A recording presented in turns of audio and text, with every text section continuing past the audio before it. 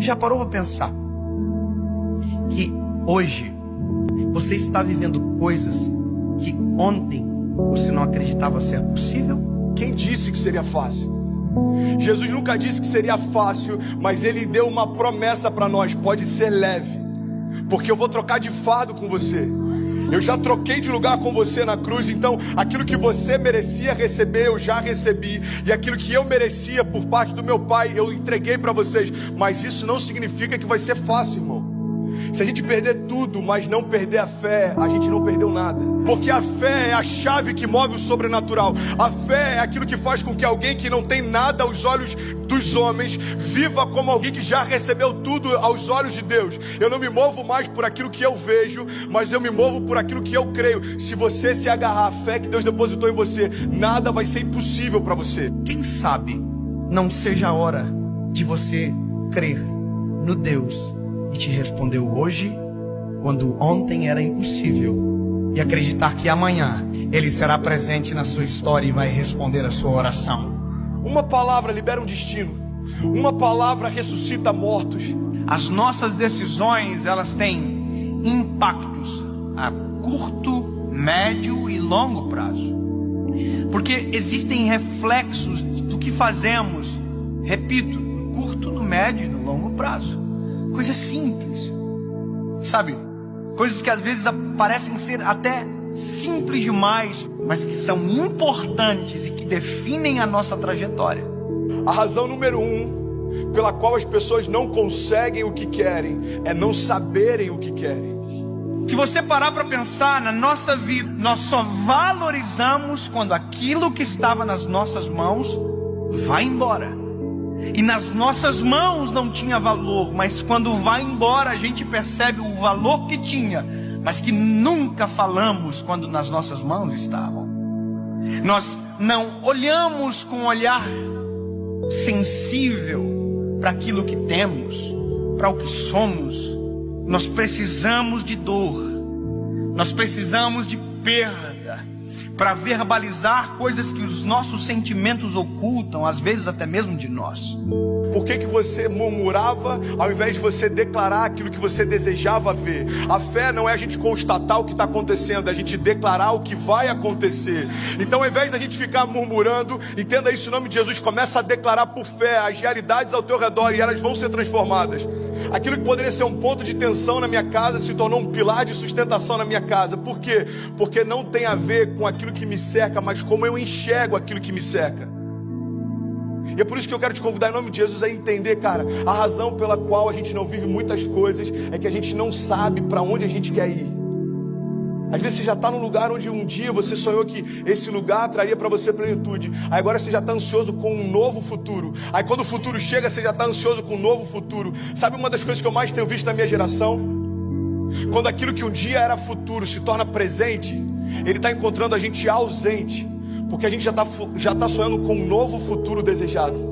É dolorido falar isso, mas já parou para pensar que tem gente que só vai entender a preciosidade da vida quando a de alguém de muito perto for ceifada? Eu não sei se você já teve a experiência de ir a um velório, mas vá a um velório, é pedagógico.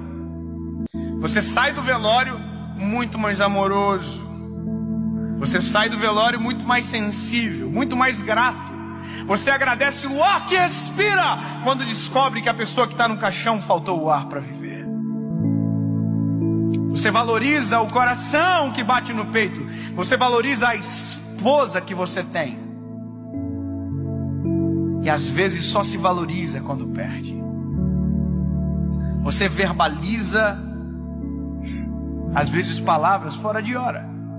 Vá a um velório onde alguém que perdeu o pai e que nunca disse que o amava, para você ver a dor que é.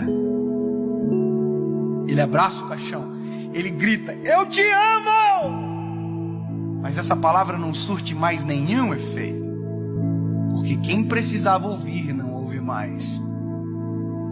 Porque tem coisas que só valem enquanto há tempo, fora de tempo não vale mais. O seu posicionamento define os seus limites. Sabe, isso está ligado à tua fé, isso está ligado à tua família, isso está ligado ao teu chamado. O teu posicionamento define os seus limites. Tem milagres que você está esperando que aconteçam, mas você não deu os primeiros passos de fé para que eles se realizem. Tem romper que você está esperando que se manifeste, mas você ainda não deu os primeiros passos de fé para que ele aconteça. Tem momentos, irmão, que a gente está clamando para que Deus mande a chuva, mas a gente nem preparou a terra ainda.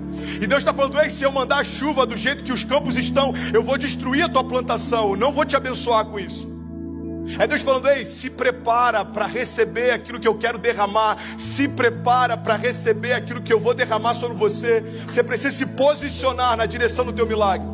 Nós não podemos deixar a nossa vida chegar a um momento aonde as esperanças não existem mais, porque aquilo que era para ter sido um tempo, perdeu-se o tempo. Perder para valorizar.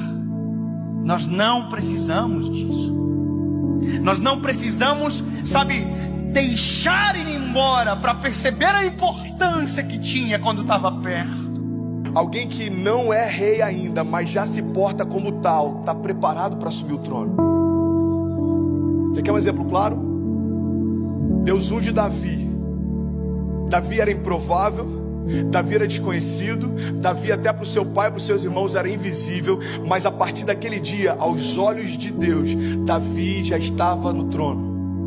Só que aos olhos dos homens, olha para mim em nome de Jesus, como demorou um período entre a unção de Davi e Davi assumir o reinado. Aos olhos dos homens, os homens olhavam para o trono e viam Saul. Aos olhos de Deus, o trono estava vazio, irmão, porque o rei que era por direito ainda não havia se assentado lá. Ei, Deus está falando: tem tronos que você está olhando e parece que estão ocupados, aos meus olhos já foram esvaziados. Não se mova por aquilo que o homem vê.